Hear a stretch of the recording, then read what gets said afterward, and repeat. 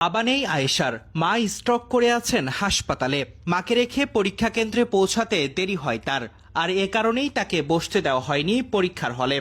বৃহস্পতিবার থেকে শুরু হওয়া এইচএসসি পরীক্ষায় মিরপুর সরকারি বাংলা কলেজ কেন্দ্রে এমন ঘটনা ঘটেছে। ভুক্তভোগী আয়েশা মিরপুরে অবস্থিত ঢাকা শিক্ষা বোর্ড ল্যাবরেটরি স্কুল অ্যান্ড কলেজের ছাত্রী। জানা যায়, পরীক্ষা শুরুর প্রায় 1.5 ঘন্টা পর কেন্দ্রে উপস্থিত হন আয়েশা। নির্ধারিত সময়ের পর কেন্দ্রে পৌঁছানোয় তাকে পরীক্ষায় অংশগ্রহণ করতে দেওয়া হয়নি। তাকে কেন্দ্রে প্রবেশে বাধা দেন দায়িত্বপ্রাপ্ত পরীক্ষা নিয়ন্ত্রক। পরীক্ষা কেন্দ্রে আয়েশার সঙ্গে আসা তার খালা সংবাদ মাধ্যমকে বলেন, আয়েশার বাবা নেই। আজ সকালেই তার মা স্ট্রোক করেছেন। মা অসুস্থ হয়ে পড়ায় আয়েশার পরীক্ষা কেন্দ্রে আসতে দেরি হয়। বিষয়টি সামাজিক যোগাযোগ মাধ্যমে ভাইরাল হয়েছে।